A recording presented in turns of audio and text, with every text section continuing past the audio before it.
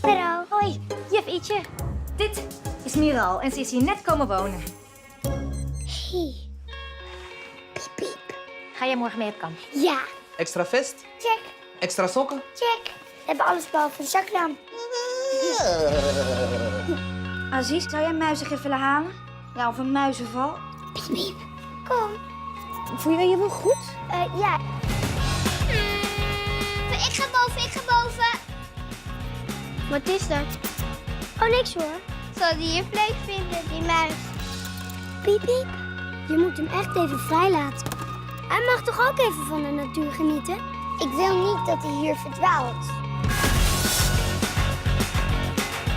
Wow, moet je zien. Uilen eten toch geen muis op, hè?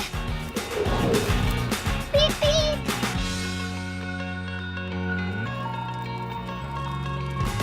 Wakker worden.